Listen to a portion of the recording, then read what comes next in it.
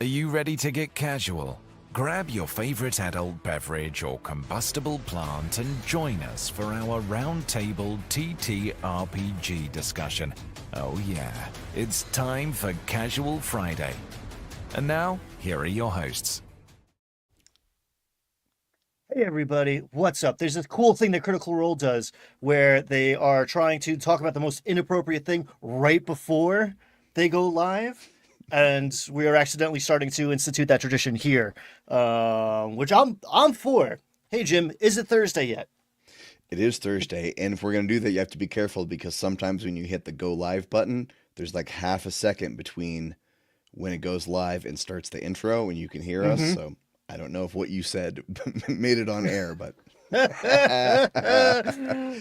Their objective is to screw up the host. Technically, I'm the host right now, so I have no one to blame but myself. I did it. Stay but we're tuned for the talking after hours show to see what we said. we're talking Critical Role Campaign 4 episode 09 today. To the Hounds. I loved this one. It hit a lot of good notes for me. Maybe my least favorite part was the part that was like kind of not this episode, the cold open. I was like, oh yeah, there's other things happening in this world. So we open with essentially the majority of the Revolutionary Guard getting the boot. Not Azune. He's still there with his little cadre of like arcane detectives, but most of the Brethren Hall is emptied out because the Sundered Houses are taking over.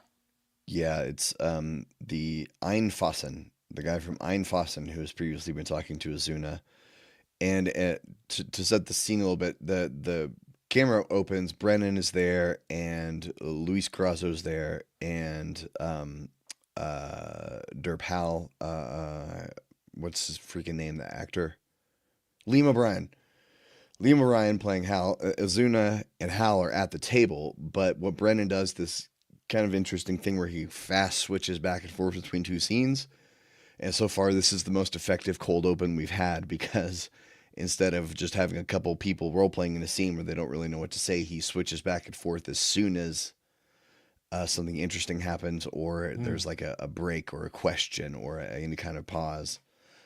Classic cliffhanger technique when you're writing fiction. Switch back and forth between two alternating POVs in different locations. Then you can always leave each chapter on a cliffhanger. That's how you get them. That's how you get. I'll just read one more chapter before I go to bed. That's how you get them. Azuna asks the Einfassen, I don't remember his first name. He says, "Where's our record keeper?" And the guy says, Record keeping is not centralized." That was terrible German. Intersperse that with Hal at the Hallowed Round, his theater, to check on the production. I love the actor jokes. I love the commentary about themselves. I mean, we get more later of like actors are terrible people, but the idea. I think it's the second time we come back to Hal, but like make a choice, one choice, and that is amazing advice for TTRPG players as well as actors. Mm-hmm. Commit to a thing and don't try to do seven things. Do one thing hard. Yeah, there's no in the couple times we cut to Hal, there's no real plot stuff there. It's just kind of like reminding the audience about Hal. But in the Azuna and Einfassen scene, there was something there that was quite chilling when they said something like, "Have you seen any laxity? Anyone ignoring arcane threats?" And Azuna says, "No, but we'll double our efforts." And then Einfassen says, "Well, if it's so easy for you to double your efforts," and I was like, "Oh, like That hit the corporate yeah." I was sitting in a performance shield. review, like a flashback to performance reviews right then. Like, ugh, that was chilling. Oh no, I thought that sounded good, so I said it, but it sounds like I'm working half as hard as I should be. Right. Yeah, and Uh, Einfassen says, "You are very young to have achieved such a high rank." So clearly, Einfassen is sus of Azuna. And Azuna is, I think the point of the scene was Azuna is in trouble. yes, He's in to the trouble. to the troops. all of the troops. Wait, hold on. Yes, things are not well in Dolmakyar. We don't know much about what the Einhausens are doing, other than they're a Sundered House, and all the Sundered Houses are doing some power grab. We still don't quite understand how they've so successfully taken over this orcish city, but like we learned throughout this episode and like putting the pieces together over this season so far, like the human kingdom is shot because they killed the sun god, and maybe as a final fu, the sun doesn't shine there anymore, which means you can't grow food or survive there, and who knows what else is going on over there.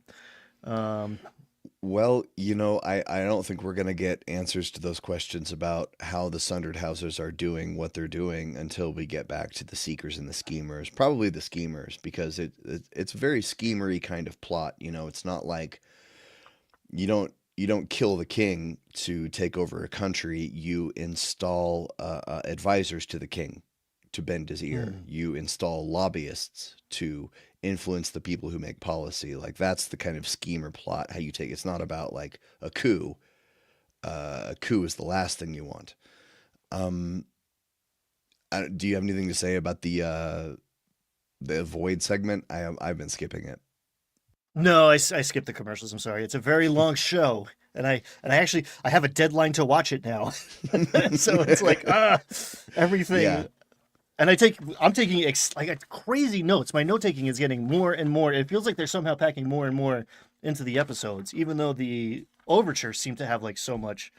I can't even like watch this at the gym anymore. I need to like be note taking. No, yeah, no, I can't watch it on my TV. I have to watch this at my desk in front of my screen with my note tab open. Yeah, there's a lot going on here. But we come back after the opening. We're in the Kingdom of Timony, again with our soldiers, and the Hound of the King Hawkins is chatting with the party. Taylor tells him about Sid, and then the Hounds say, "You guys want to roll with us?" Of course, they say yes. Everybody wants more Hounds.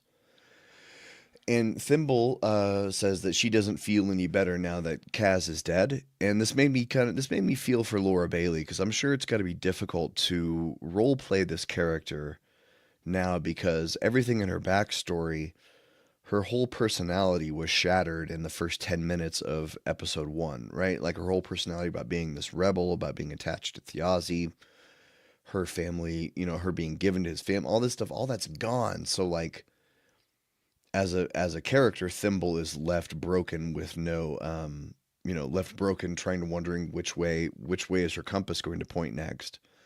And so that's got to be a challenge for Laura to portray that. Like, how do you portray like, she wants to show her personality to us in the sessions, right? But she's also got to portray someone who is aimless and broken. Yeah, and we get some really nice Thimble scenes in this, and it does feel like Brennan holds out a little olive branch is the wrong maybe piece of magnetism to guide her compass, but he says Kaz was the closest person to Thiazi, but clearly it's now understood that a lot more people are responsible for his death. So the revenge plot lives on. There's more people to get. In this little scene, we also get Wikander's love interest reveal. Armas. Anna de Armas. Yeah, yep, that's what I wrote down too. Yeah, it's like, oh, I can see it. Yeah, she disappeared, and now Wick before thought that she was an actress who just moved away, but now he's starting to wonder if maybe she was taken, maybe his family had something to do with it. Wick is examining everything that happened in his life now through a new lens,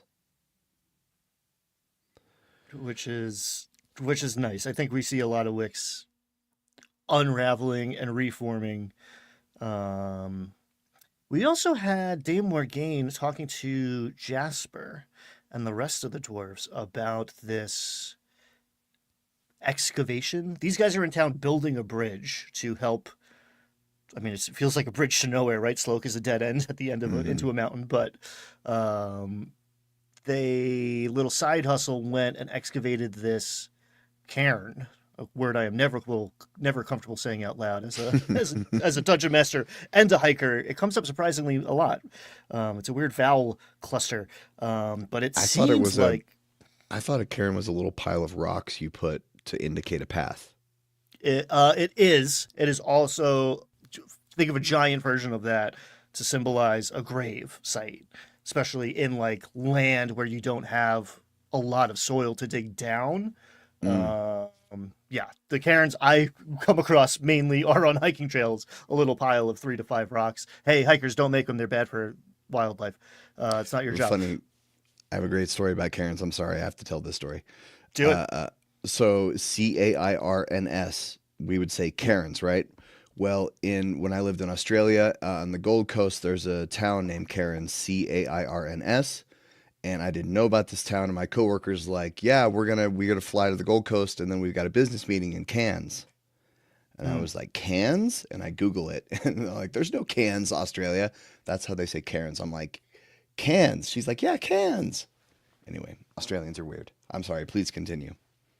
There's a pile of rocks that had presumably treasure. It's a barrow for those of the more English Tolkien persuasion. And these dwarves went down there just cuz, or maybe at the behest of the Hounds of the King. But it's clear that they were not the first to get there because sunlight was coming through the seal. Brennan does this really nice thing where he starts talking about tabby or something. He goes into like the contractor speak of like, see what you got here is clay and sand mixed together, and like over explaining something that no one's interested in. Mhm. And then shows that there's daylight coming through. The Draconis maybe married in to Sloke and offed the person not to get their hands on Sloke because they were very eager to get rid of it, but to potentially explore and extract whatever was here. And this is not just a one-off. It seems to be happening all over Timony over the last year or two. The Draconis are stealing something from underground, and you know their house death associations out of the gate. So ancient relics, more of this psychopomp magic item mystery. We don't know, but it's interesting. And the Hounds did mention that they need proof of any Takona's treachery before they can take any kind of action. Brennan threw out a little plot hook there, said that they could go visit the stag of the Seven Steins, who's some kind of druid who might have answers. There's a little plot hook that got thrown out there that maybe that'll come back later. And there was I one thing hesitate to correct you, but I believe it's Tines, as in like the pointy thing at the end of an antler, and not Steins, the big ass beer mug. But I see where you're coming from. Who liked to party, man. Brennan explained the Sundered Houses, which I thought was very interesting, where he said that since the Sundered Houses had all lost their lands in the War of the Old Oberdemium Gods, they shared that tragedy and bonded over it, and they sort of used that tragedy to rise to power. And now they use that story as PR, basically, to say, you know, like, look how we came up from nothing. We're common people, when really, you know, they're the rich and powerful now, but the rich and powerful love to tell you about their common roots, right? And I think that's interesting. I didn't realize that before. Like, that's how they sort of rose to power, was playing on the sympathies of people because they'd lost everything. Then they parlayed that into great power and wealth. And they had the magic. Like, they were already powerful and wealthy. They just, like, all of their lands became worthless, but they were still arcane or whatever, divine, but they were sorcerers. We also, this is maybe theory crafting, speculation on my point, but we learned that they were not all on the same side in the war against the gods. I kind of assumed because Taconis and Wix's side were team gods, that they were all team gods, maybe, but the Royces and the Einhausens and the Cormorants, I always want to say Cormorants because bird law, but the Cormorants we haven't seen much of. We're on the opposite side, and now the Royces just got God. So maybe the Sundered Houses are a little less unified than we think right now. TBD. Yeah, and I mean, all the only thing we know about Einfassen is what we've seen in Azuna's scenes, right? And we don't know if Einfassen is acting in cahoots with the other houses, or if this is their own play to take over by taking over the military, or taking over the cops, essentially. So we don't know. I noticed again there were. This is definitely a pattern with Brennen and overland travel parts. Is he gives the party two options. You can go this way. You can take the Miller's Road, and the same thing happened when they get to the castle. You can go in the main door. You can go in the side door. Brennen likes to give them two options to travel. Thimble suggests stealth to avoid fighting any Taconuses they might find. Tayor wonders why they're keeping Sid alive. And the Hounds, the Taconas said that back at that inn where Sid was, but nobody knew Sid was there at the time. The Hounds said the Taconas said something about, quote, stumbling into another one. And Tyranny tells Tayor, I think the Taconas want you. We don't know why we kind of know why they took Sid. We don't know why they kept Sid. And pretty confident it's not good. Right. It's not altruistic reasoning here. They took Sid because he was trying to mess with the Castle Sloke deal. He stole the deed. Right. He got in their business. Yes, but they did not turn him over to Kaz. They didn't even bring him there to show to Kaz. We got confirmation. I mean, we kind of knew, but like full-on confirmation, Sid was in that tavern. They could have interceded there. But yeah, two birds, one stone. That it's interesting. I'm looking forward to learning what that meant. Yeah. In the next scene, hey, Twin Steel, in the next scene when we're on Miller Road, the Hounds stop to pray at a shrine and cast Pass Without Trace on everyone. Wick and Tierney discuss her servitude to him, and then Tierney says, you manifested me, but I want to be part of the team. And we learn that the Candescent Creed has been trying to oust King Augustus since he buddied up to people in the Falconers Rebellion. And also that Augustus allowed the people, the serfs, to directly petition him, which the local lords did not like because he was allowing the common people to bypass their local lords to talk to him directly. And now we know why the Candescent Creed, at least one of the reasons the Candescent Creed is trying to sow discord in Timony and trying to waging open rebellion against not waging but stoking rebellion against King Augustus up here. How dare you spread democracy on my watch? It's getting spicy. I was already kind of Team Gus when like that one common man was like, yeah, he's my guy. And then the fact that like he's Team Dogs, like it's very, hey, everybody, here's what you've been tuning in to see. I'm Team Dogs, if this is still considered a dog. But yeah, man, I mean, this is a classic Brennen Lee Mulligan. This guy, Gus isn't coming back. I don't know, man. I don't think he's going to make it back from Damakiar. I kind of see the writing on the wall here. I feel bad for him, but we did get the nice little gag of it's raining cats and dogs. Sorry, no offense to half of the table is a cat or a dog funny. or named cat. And yeah, the Hounds, or at least Sir Hawkins here, is a little more comfortable in a Fae-themed roadway, and kind of lightens up a little bit, and gets on Wix's case for being afraid to like commit to a path. Actually, I don't know if we were still in the tavern or on the road when Wix was like, yeah, they'll keep our secret, right? And Tyranny was like, no, you waffled back and forth for half an episode. And you never told them, not like you said, you're Wickander, Halavar, and you're going against the Candescent Creed as it stands right now. There's going to be consequences to that. Commit, make a choice, make one choice. Yeah. How's Pass Without Trace looking 5.5? Oh, I took the comments down. +10. +10 to stealth. Pretty good. So Brennen is Lee it just the Mulligan, same? just the same. Brennan does a good job of making it seem cool. There was this like scent of honeysuckle in the air, and we thought it was. I thought it was the Miller's Road magic doing it that first time, which was a nice little head fake. Because later we find out this is like an innate ability of at least Sir Hawkins, if not all the Hounds of Timony. So the Hounds of Timony are druids, or are they just uplifted dogs? Well, we find out this episode towards the end that they are reincarnated Oh, right, right, right. soldiers, which got a little bit confusing because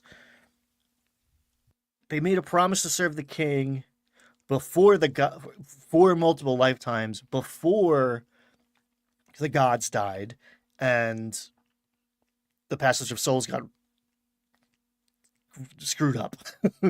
But the druids are the old way and know about reincarnation and this stag of 7 steins. Let's just go with steins. It's actually, I think I like it better. He likes to party. He likes to party, man. Yeah, Tony 7 kegs. Everybody knows Tony. He drank 7 kegs that one time. The Hounds are reincarnated soldiers who have devoted their life to, and this is the part that I get hazy on, to Augustus, who was around and king 80 years ago. No, there wasn't. It was all the Oberdeen Empire back then. So I don't know. I'm a little fuzzy on the history still. But yeah, the druids have reincarnated. There's a locket on, I don't know if it was High Tower or Low Tower, whoever we meet in a little bit, with the knight who he used to be, who he doesn't really have memory of, but has heard stories of. And that is how you end up with a Hound of the King. It's reincarnation. But before we meet Fell Tower, the Hound of the King, on the Miller's Road, we meet some of the weirdest face shit I've ever seen, the Black Rabbits. This is what it's all about. This is what, like, if anyone was tuned in last week when I was gushing about Dolmenwood, it's this weird, whimsical, terrifying note that only good face shit can hit. Yeah, so Woo! the Black Rabbits are a fairy cavalry riding rabbits. They have long bows, poison arrows, and thorny legs. They have tiny fairy heads on their belts, like doll heads you can swap out. Hawkins says they're brigands, and I wrote down Travis is having a great time with all this. Travis just loved it. The leader is Clonny of the Thorns. Torns. The Torns. Torns. Clonny of the Torns. He greets Thimble. Then she hints about a place where they can get bread and milk. I assume they're talking about the tower that they left where they got the eggs. No. Albid's place. She sends them to Albid, the gnome Right, who's where they waiting got for the his eggs? daughters. The gnome. Yeah, that's what I meant. Oh, okay. Oh, yeah. I guess he did have a tower. Like he had like the observatory thing. You said tower. I'm thinking of like the keep. Yeah. Keep, I'm with yeah. you. Same. Yeah, so it seems like they have sent him they're saying you could, there's a garden you can tend there in exchange for a crust of bread and milk, which is what they want. Clonny switches his head. His thorns recede and he says, I'm Clonny the Rose. Apparently switching their heads is quite painful, but they need to switch their heads to go from being evil to good. It just I'm wondering if this joke was based on Brennen Lee Mulligan seeing that episode of The Simpsons where they have the evil Krusty the Clown doll, and he's like, see, here's your problem. Somebody set this thing to evil, and he flicks the switch on the back. I like to think Brennan saw that and was like, I can make that into an NPC. They're called Kettle Hops when they're good and Griggs when they're bad. Clonny tells them the House of Royce has fallen, which was new info to Thimble, and gives them some ruby fold, which is something Tasker is looking for. I don't really know what the ruby fold is. Maybe this is the thing that the Taconuses were excavating for, possibly. Well, no, I assumed it was an herb actually, and I don't. Maybe that was a mistake that I made, but I believe it's a plant to treat this disease that we hear about, that we learn more about after the break.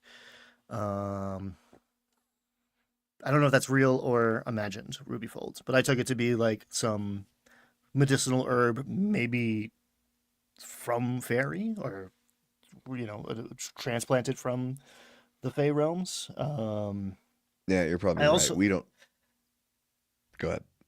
Yeah, I just like the idea that they got this news from a Kelpie. Like these little dudes who are like tough guys are afraid of nothing except this like unseelie um Fey thing. If you don't know, Kelpies are these like horses from the water, and that sounds like like Princess Daydream stuff. But like, actually, no, they're terrifying. They are horrible things. Um, so I think we're going to meet that Kelpie as we continue going north, and I'm looking forward to that too. Because give me more Fey. If this is what Fey are like, all Fey, all the time. Irish accent. Robbie talking to Thimble in Thieves Camping, like, oh, should I sick the wolf on them? These are 4-inch little dudes on rabbits. How bad could it be? And the guy answers in Thieves Can. He's like, oh shit, they do speak Thieves Can. Of course they do. Perfect. They're brigands. Perfect. They're brigands, bro. Of course they're speaking Thieves Can't. Then they so good. So good. They arrive. They part ways with the Black Rabbits. I sincerely hope we see them again. They arrive at the edge of the city of Tybry's Lee, while Thimble processes losing House Royce, and she worries about the Golden Orchard, which is where the Seekers are headed, toward the Golden Orchard. That's Matt Mercer's crew. They arrive in the city of Tybry's Lee at the keep of the Earl of Gormalay, Gontretal Keep. That's so many capitalized words in a single sentence. They arrive. So many proper nouns this episode. A lot of proper nouns. They arrive during Candlefest Feast, which is a Candescent Creed festival. And the Hounds are like, they're like, should we just rock up with the Hounds, or should they be undercover as regular dogs? And they talk to a Candescent Creed volunteer who gives them cookies when we learn that Cat has gluten issues. Don't we all? Or just me? Sorry. I love the negotiation of the borderline DMPC sort of character. Like, look, we'll help you guys, but also we have our own codes and agendas that we must follow. So, like, we're not riding into battle with you against the Taconuses because that would be our kingdom declaring war on them, and we don't want to do that. But we'll be helpful to a degree.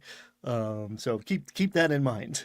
Remember that we're here and that we can't do everything. So that really, I don't know. I just feel that in my bones sometimes of like, this knight will help you, but he's not going to help you marauder and burn down this village. So Thimble chats up some local kids, and we learn a bunch of stuff. The local Lux, which is the Candescent Creed like bishop. Is Aratea, the Earl of Gormley's wife, Caswin, recently passed. And Thimble asks the kids, you seen any fancy people? A freaky lady with a skull face? And they say, yeah, we saw her. The carriage got stuck in the mud. Then they went to the hospital. And then we meet Felltower. Like the Hounds are like, we're just about to take off. And then we meet Felltower. And we also know that Tybry's Lee is a dog-friendly town. They said for every 5 people, there's one dog. And I'm like, that sounds like Boulder. Sounds like every town in Colorado is pretty much that. There's Colorado, we have a saying here, a dog for every Subaru.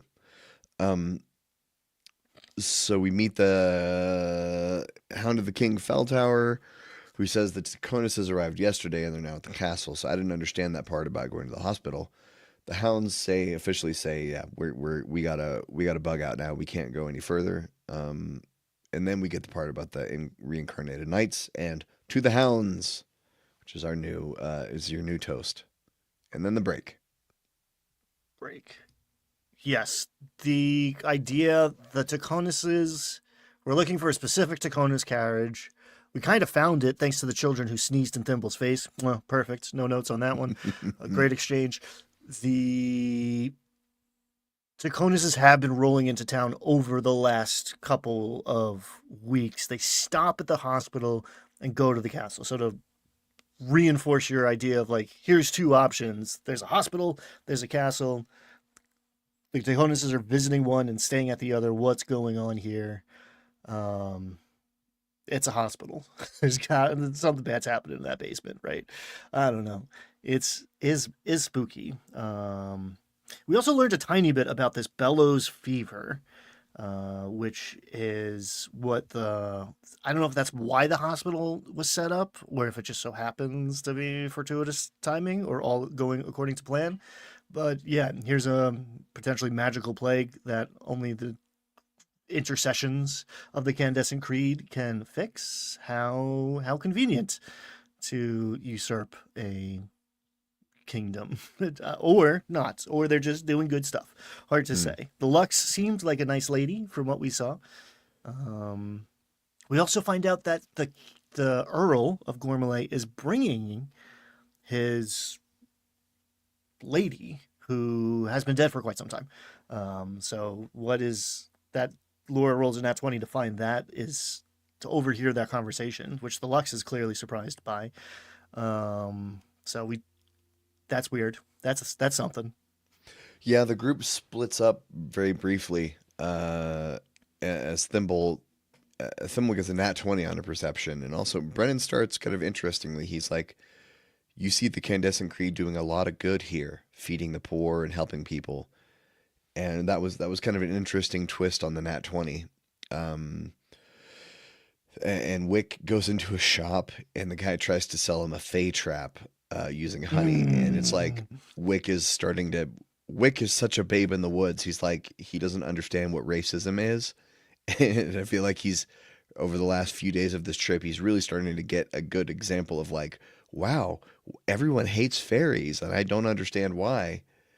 Like, yeah, Wick, that's racism. Welcome to the world, honey.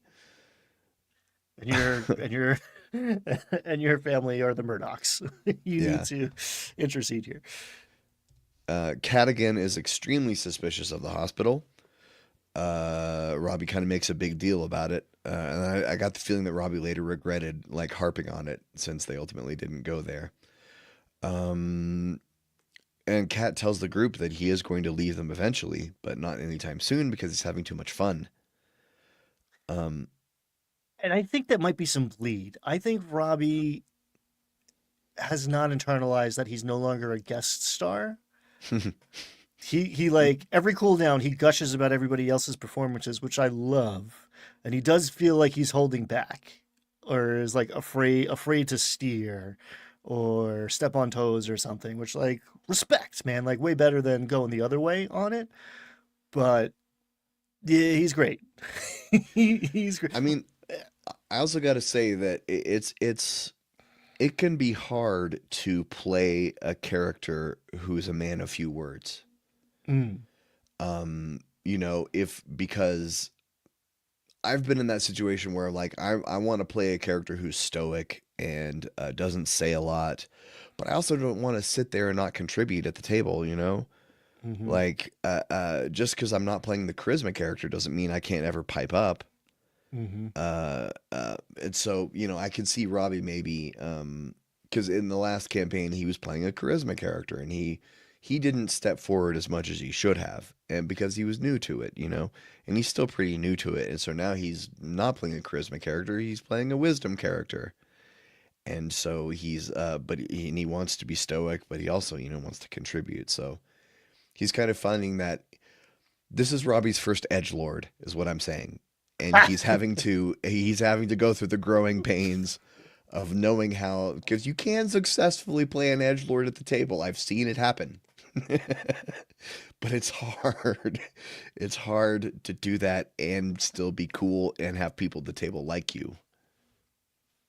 Yeah, shout out to our we pulled that out and did Oops All Edgelords for approximately 2 hours and 30 minutes. Check it out in the One Page One Shot Club. It kind of broke Jim though. Yeah, it's called Elf with the 10-page backstory on Landlocked Warlocks. Tyranny and Kat have a heart-to-heart where Kat said his dad is dead and an alcoholic. She turns into a human girl. This was kind of thing that kind of didn't go anywhere. Cadigan had some kind of plan that didn't pan out where he asked her to turn into a human girl. Cadigan says he thinks they're making an undead army at the hospital, which I mean maybe they are. But Brennan kind of sets the record straight and gives a long explanation to say we don't, the Earl of Gormley is probably not bringing his wife back from the dead. It's probably not what's happening here. Reincarnation is very hard to do, which has a double-edged. This is a deadly campaign, and big overarching plot. The gods are dead. The dead are rising and voting Republican. The hell is overflowing. Interesting, big, high level, high stakes stuff, which we'll see towards the end of this campaign, I imagine. But yeah, it does bring up these like reincarnation questions of like, yeah, you're not gonna be a person again or be who you were. Your memory's gonna be wiped, and maybe you're a dog, and like could be the best thing that ever happened to you. All dogs all the time, please. To the Hounds. There was a lot in the back end of classic D&D play, but like less interesting TV of like, okay, what are we doing? Speculation and planning and like false starts. I like Tyranny has only been on this plane for 9 months, and she's the newest D&D player. And that kind of dovetailing as like, I have this egg that makes everything that like spreads disease. Maybe that'll get us into the hospital. It's like, well, I mean, it's an idea. It's not a very good one. Yeah, watching all of the planning is hard because you know that there's a 90% chance they're not going to do any of that. Yes. And in that way, Blades in the Dark has the right idea that there is no planning. You start at the heist. And if you need, I still don't kind of, I've seen it and I've played that game and I still don't even kind of understand how that part of it works. But like, you don't plan. If you plan, you kind of do it retroactively with flashbacks and other things. But yeah, they got the right idea because there was like an hour of this session. They're like, what if we do this? Or you could disguise yourself into this. And I'm like, none of this matters. None of this is going to have any bearing on what actually happens. No, the shopping part was the most interesting part of that hour after the break, which is crazy. But there was one thing that happened before they, during the planning, is the Earl of Gormley came into town, in the center of town, and brought out a coffin with his recently deceased wife in it. And then he apparently converted into the Candescent Creed religion right there in front of everyone, which was like a hand over mouth moment. Everyone was astounded. I guess we don't know much about the Earl of Gormley, right? No, we know he's been in mourning. We know he approved Kaz getting Sloke, or no, I'm sorry, approved the Daconis marrying into Sloke. The Hounds suggested Lady Cosgrove not talk to the Earl of Gormley, who is the next up on the org chart for her, but actually wait for the king to come home. So we know there's something going on here. The castle, Delani has black flags or banners flying. It seems like he's been in seclusion, mourning the death of his wife. And now him coming out was a big deal. Like the Lux was trying to get him to come, even like attend. I always want to say Candlemas, which is the Adventure Zone holiday. Candle Nights? Nope, Candle that's Nights. It's Candle Nights is the CEO. Candle Nights is Adventure Zone or Candle Nights is Mabim Bam. It's Mabim Bam. It's not even Adventure Zone. It's Mabim Bam. Anyway, the idea that he's like coming out, it's like, oh, cool, I haven't seen him in a while. And in like a feudal society, maybe the peasants, especially like the farmer from out of town, but even like the merchant running that shop with like anti-fairy traps, probably don't see the liege lord very much. So him coming out after a period of mourning felt like momentous anyway. The fact that he shows up with his dead wife in a coffin, still don't quite, maybe I missed a trick somewhere, but I don't know why she's in tow. If it's like last rites in the spirit of the Candescent Creed, or he's hoping for some resurrection thing. His castle is swarming with Taconuses, as we'll trip over in a minute. Maybe he has been led to believe that they are capable of doing something very sus in my eyes. Yeah, we don't know, but there's a lot of plot hooks in Gormalay. A lot of plot hooks in Timony. We know that. Yeah, so they decided not to. They leave the hospital alone for now, although Cadigan basically made everyone promise that they would check it out before they left town. And they do a lot of debating about what to do next. I think some of the issue of the debating what to do next is because a lot of their plan hinges around Wick. A lot of their plan hinges around him being an authority figure, and him having absolutely no clue what he's supposed to do at any given moment. So a lot of times it's something will rely on him making a decision, and he's like, I don't know. But eventually, Thimble gets tired. Laura gets tired of all the debating, and Laura says, I fly over the wall. Because they're debating going in the main entrance versus a side entrance. And then Laura's just like, zoop. She goes over. There's a bunch of carriages on the inside, people walking around. Sees the skeleton face lady, who's Lady Univere. She's pointing toward a wine cellar, and then she goes invis, and we don't know what happens to her after that. She could be anywhere. A discussion about Disguise Self that doesn't go anywhere, and then the discussion goes on so long, even Brennen gets tired of it because he has a patrol come around the corner and spot them. Then they drop an egg, they turn invisible, and they're like, screw the planning, let's go. Because they're invisible, but they don't know how long it's going to last. Yes. A ticking clock is always a good Dungeon Master tool here. I think it maybe was going to be passed without a trace again. He's like, you're invisible, but you don't know, not for long. Do something. Act. Do something.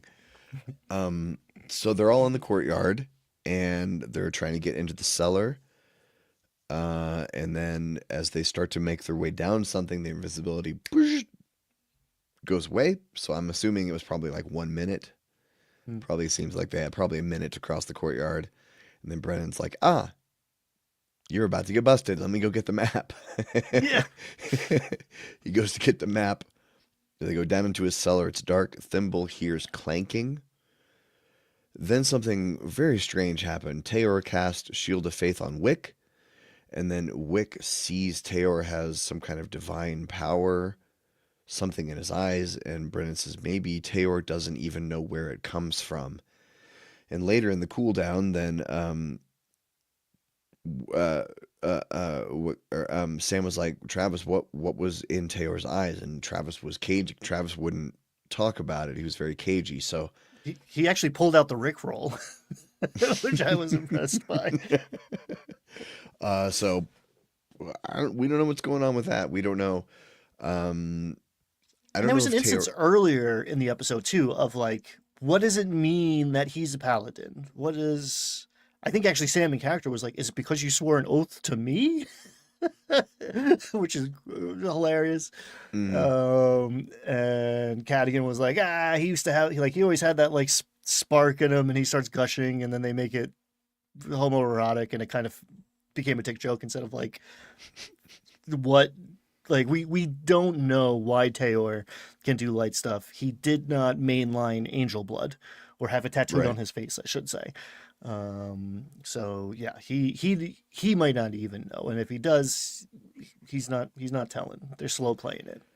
Or this could be, because it all started when I think didn't Taor cast Guiding Bolt, and Wick tried to roll an insight or something and rolled low. I think it was something like that. And Brennen was like, he's clearly touched by the light. So this could all just be a long red herring path that Brennen is walking Sam down. Yes. Could be. Yes. Could be. Well, in this basement, Thimble finds a weird stone. Cadigan looks around for rats and casts Speak with Animals and talks to a rat who says, many have gone through the door. They don't come back. They die, but they don't stink. Then in the cooldown, Brennen apologized for making the rat too scary. that was pretty unnerving. They open a secret door, then a bigger map comes out, and Wick casts alarm. Then Brennan rolls perception for the baddies inside, who roll high, and they say, "Who goes there?" And then they try to interact bits and pieces of various plans they've discussed before. Everyone except for Tyranny hides. Tyranny disguises herself into Octus and then steps forward and says, "I'm looking for my fox." There's a stone slab in the cavern. Tyranny rolls deception, and she enters to see a bunch of people, a bunch of statues, and a huge lizard creature, which is probably a basilisk. And everyone in there, they don't buy her deception. She fails her save and starts to petrify. Dun dun dun. Dun, dun, dun. Cliffhanger. This was a great example of what you can do and what can happen with these separate tables, where the Taconuses know that Octus is dead or should be dead. And her pretending to be Octus is maybe a good idea in a vacuum, but that's because they don't know all of this stuff. And Sam openly admits, I think in the cooldown, that he doesn't watch Critical Role, so he definitely doesn't know that Octus is dead. This is a very interesting theory. What if it's been a fake out? They TPK and then they go back and they play they just assimilate to split up to the other two tables and they play new characters. Wow. I mean, credit AM Rosa 10 if you are correct, because that's a cool theory. I think it might happen unplanned based on the numbers here. But that's very interesting, because I was saving, I guess we're at the end of the episode. I was not expecting it to be seasons of one table at a time, which is really what it's felt like so far. Like tonight's going to be the 6th episode of the Soldiers Table. 5th? 6th? Math is not. I'm an English major. 9, 10. It's 6. It's 6 episodes. This is the 6th episode tonight of Yep. pure Soldiers Table. The cold open's giving us little breadcrumbs about what's happening, but honestly, I'm not. It's a crouton sitting by itself on a plate without the rest of the salad. I don't really care about these breadcrumbs, really. Sorry about it. They're fun, but like I'm not invested in those stories because they haven't started yet for me. Yeah.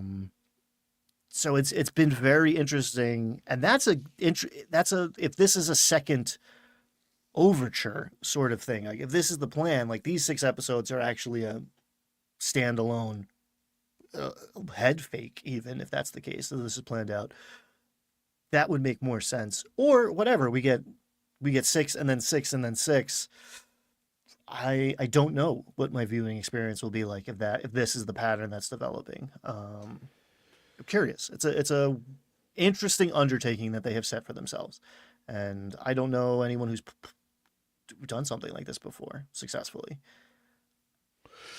I don't know. In the cooldown, there was one thing they had to censor, a spoiler about what Jeremy Crawford is working on. Travis gave it away, and they censored him, and then fast forwarded through them talking about it. So I don't know. It's got to be good. Whatever it is, Travis knows what it is. That's all we know. It was about Tyranny was under an illusion, and then became petrified. She's now a statue. Is she a statue of Tyranny, or is she a statue of Octus? That's a very interesting question. I would say she's a statue of Tyranny. Yeah, that's what I would do. That would be your ruling too. Yeah, that's what I would say. Because if you're incapacitated, you can't. Well, is disguise self-concentration? I don't think so. I don't know. But like your magic, like your spell drops anyway. Like it's not. You're not. If you're invisible and you're petrified, I can see your statue. It would be the same invisible statue, right? It would be the same rule for mage armor. If mage armor would go away, then so would disguise self, right? Because it's a long lasting. It's a spell with a duration that's not concentration. And you're not a appropriate target anymore. You can't disguise self on it. You're now an object. You're not a person. It's interesting. I'm on record many times on the internet saying I do not care what that guy said. on Twitter. I will say, if he was down the hall, I might feel differently about his opinion. It is a unique situation. Yeah. There was one other video that they put out this week, the leveling up video, which I checked, you can get it on YouTube. And they all leveled up from 3 to 4, sort of, or they made a plan to level up from 3 to 4. Everyone rolled their hit points, and they looked at some feats, and everyone freaked out because there were too many choices. Huh. I'm sure they all had you got a lot of choices. They all freaked out. But then Brennen said that they could choose whenever they want to level up at a narratively appropriate moment, which I think would be great. You know, if you've gotten a new spell, or I remember Laura Bailey did that with Imogen in campaign 3 of Critical Role when she leveled up. She did it after she leveled up, but the first time she leveled up and she cast Fly, she acted like she role played that she didn't really know how it happened or where it came from, which is kind of a sorcerer thematic appropriate, right? That the magic is just like, I don't know, I just hang out and smoke weed all day. I don't know where the magic comes from. But what do you think about this? What do you think about this leveling up at a narratively appropriate moment? Because I think at a regular table, everybody would be like, well, can I just do it now as soon as possible? Yes, I love it. I think this is one of those don't try it at home kids things. I do really like the discussing options out loud at the table. Like, okay, if I take this feat, I am more like Taylor was debating between two. Like, I am more likely to be defending my friends and healing them, or I'm more likely to be out front dealing damage. These are two paths. Let's see. Let's hold those two options in a quantum state and see what the story pushes him towards. And in that moment, when man, I really wish I had this feat, you select one and that collapses these possibilities, and now this is the path you've chosen. I like a good character driven, like narrative driven reason for level character choices in leveling up. The idea that I would do it whenever the players decide, oh, that feels scary to me. And I love my players. Like, I got some mature people at my table. They would do it immediately. We had a version of this in our Daggerheart 4-shot, where all of you 3 players, when you leveled up from 1 to 2 in Daggerheart, you get to create a new experience, which is just a custom skill. And all 3 of you made new experiences that were based on things that had happened in the campaign before. I don't remember what yours was, but I'm pretty sure it was something related specifically to that fight, that tough fight that you guys had just had. It was Calm in the Storm because I shot the thing when I was in like some magical hurricane, and then I was like, that's a poetic moment. Like that'll be, and then it just and then I was looking for resonance for that the whole time. Yeah, and Brad and Mike did that too, and I don't think you guys discussed it. It was just something that happened organically, and I really liked that. I thought that that's how it should work, instead of just trying to come up with the most mechanically advantageous experience you can think of. Making experience actually based on things that happened in roleplay. I mean, yeah, I agree with you. I probably wouldn't do this leveling up whenever you feel like, whenever it seems appropriate at a game I was running either, but I trust the Critical Role guys to make it cool. I'm going to predict that there's a good chance we're going to see a moment where it's like, man, it would be really nice to have 11 more hit points right now, so I wasn't dead. Perhaps in this fight coming up. So we might see somebody pop, which is an interesting thing, which is like an interesting moment too. If the idea is, okay, you are at a story beat, a milestone, an experience threshold where it is appropriate for you to be level 4 now, crossing that threshold the moment you would die otherwise. Yes, okay, that is actually like a narratively satisfying dramatic beat to pull that out. It also, on the other hand, feels a little cheesy. Mm. So we'll see how it goes. I Oh, have high hopes. there was one thing in that leveling up session I wanted to ask you. Were you yelling at your screen when Sam was trying to pick his options? As far as the con save thing, no, I saw like, is that what you're talking about? I saw people Yeah, upset about because that. he was like, I need to get beefier, and Brennan was like, well, you can take ability score, or he thought about taking resilient, which gives you a +1 to con and gives you proficiency in con saves, but sorcerers already get proficiency in con saves. Yeah. I was like, no, Sam, no, don't pick that one. You're wasting half of it. And then he was like, well, I could take tough, and I could see his stats, and I was like, your dex is an odd number, your con is an odd number. Take ASI, bump both of those up, you'll get more hit points, better armor class. That's the perfect solution. And he's like, should I take tough? I'm like, no. And then eventually, like right at the end, he goes, I do have 2 odd numbered scores. I could put a point into each of those. And Brennan was like, huh, I guess you could. And I'm like, yay, finally. Do that, Sam, do that. That's the smart move. Right? Because if you had 13 dex and a 13 con, what would be more useful? +1 AC, +1 hit points, or tough and 2 hit points? I I wasn't looking at the screen for that episode, so I didn't see his numbers in front of me. But like, I see this all the time. Feet are good, are also kind of a trap because they seem. It's like here's a cool thing in words. I want that. +1 doesn't feel like much compared to it, but I've seen a, a lot of players in character creation or leveling up taking a feat when they'd be much better served simply improving their AC or con or primary, your spellcasting modifier, your attack modifier, that adding +3 to +4, or if you're a caster, increasing your spell save DC is Mm. almost always the better answer, Yeah. especially now that those like 2 or 3 uh overpowered feat like sharpshooter are nerfed or balanced now. A feat is not necessarily ever the right answer or always the right answer, but almost every player I've watched go through this process sees it as the default, sees it as the better option immediately.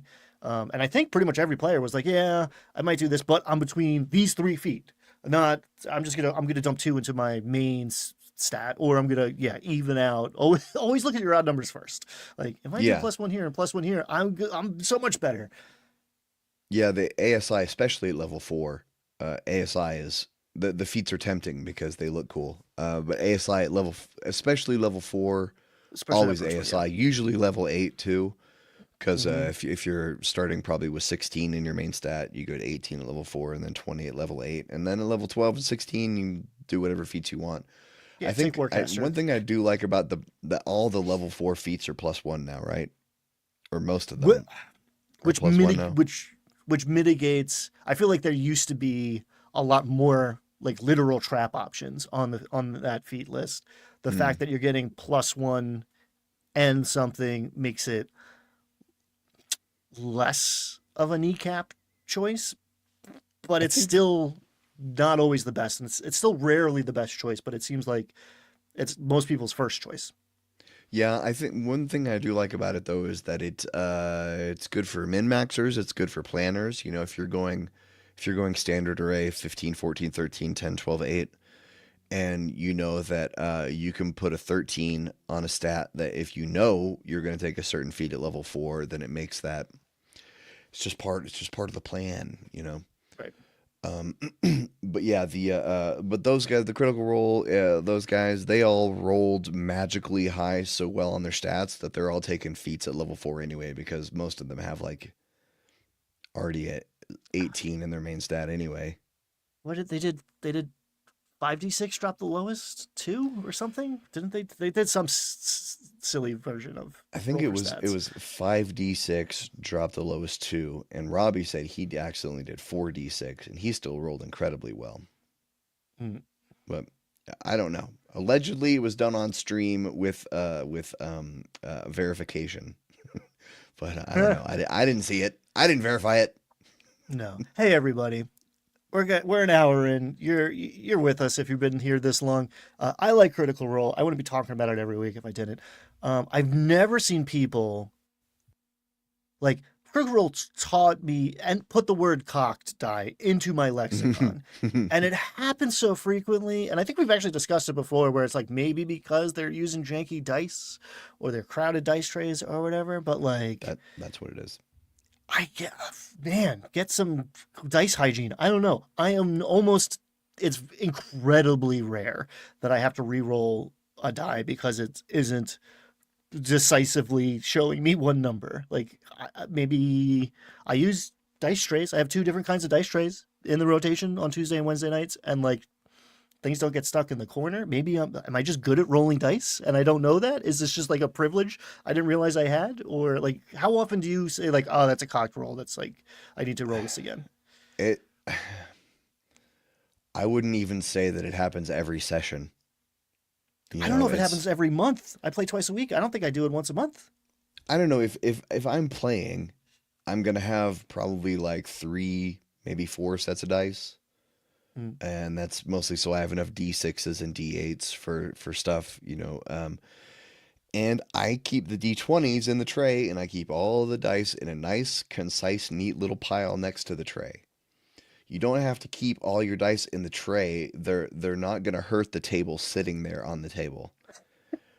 Like you don't you have to. I watch them do this on Critical Role all the time. They throw their D20s into a tray that's got 60 other freaking dice in it. Like, how do you even know which one's yours after you throw it? Yeah, that's the other thing. It's like, oh, which one?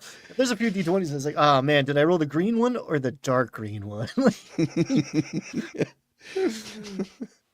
Sam never does it. Sam does his little like drop, which is not my preference. I find it aesthetically unpleasing, but he's never like, oh, that's not a result.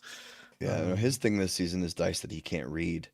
He'll be like 7, no 4, no wait 14. That's his thing this season.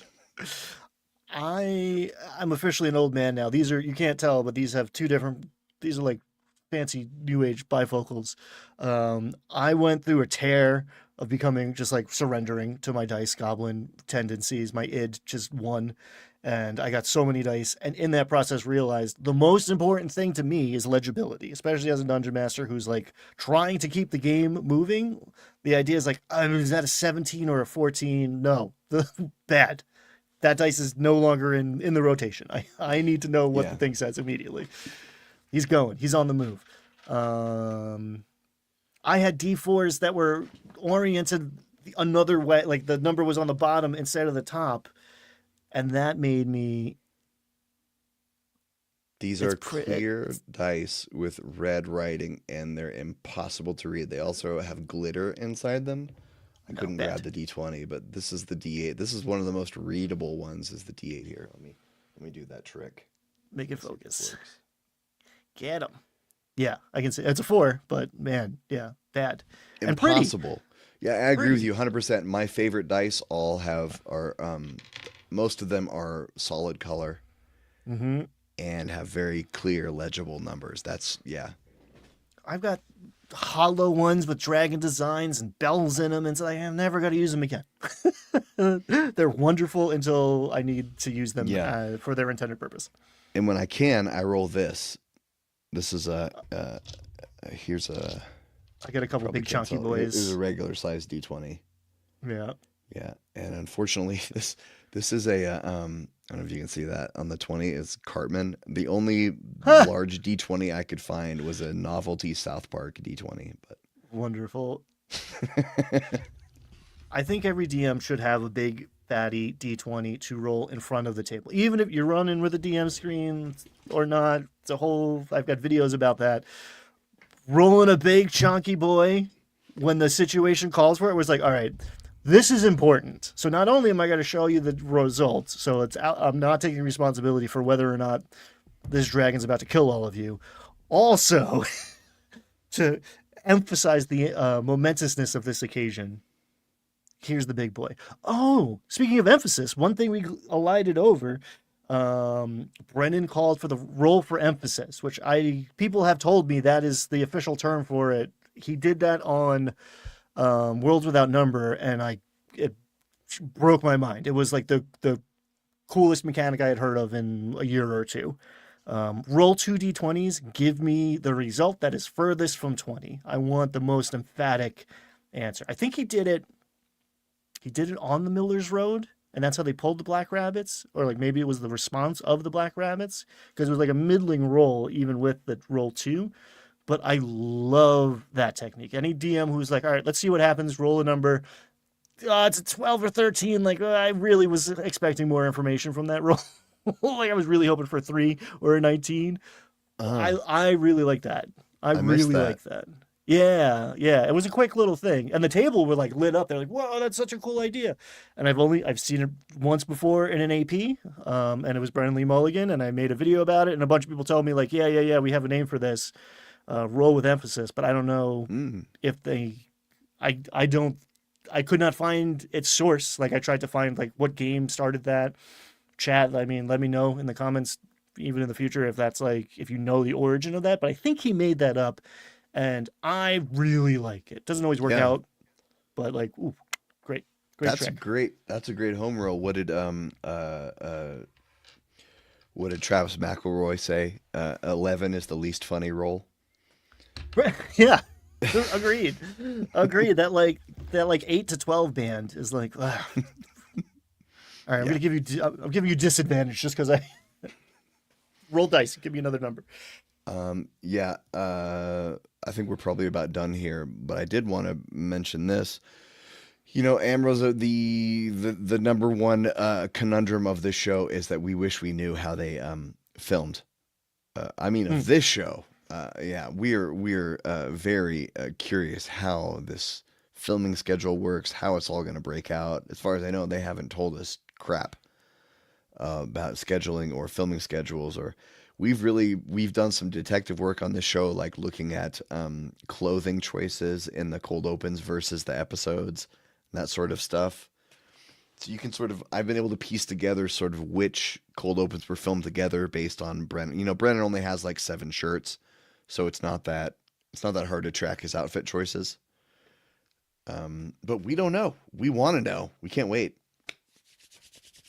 I do think it's smart that they didn't tell us, because now they can just kind of do whatever.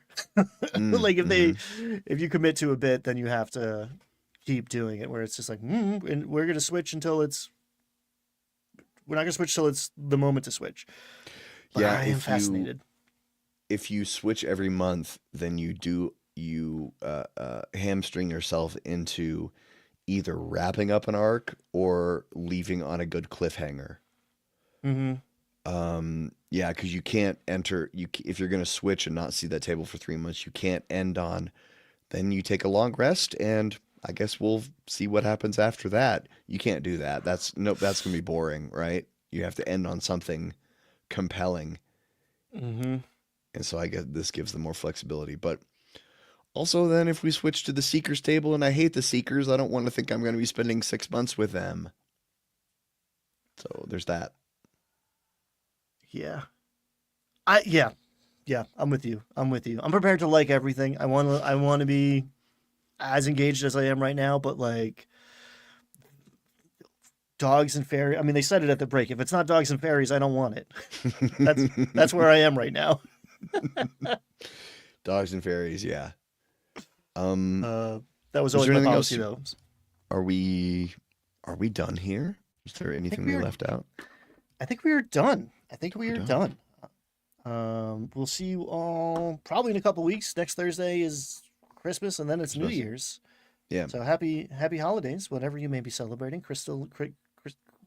Candlemas, candle feast, candle nights, candle lights. Celebrate responsibly, which means don't set yourself on fire. However, you're celebrating with candles.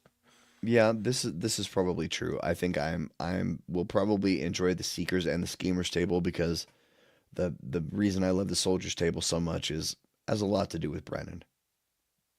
I like those people at the table, but it's mostly Brennan, and I know we're only 10 episodes in, but these last 6 episodes with the Soldiers have been some of my favorite D&D I've ever seen. Certainly some of my favorite Critical Role. Ready for Moss. Moss. All right, everybody. Goodbye. Happy holidays. Happy Burn some holidays.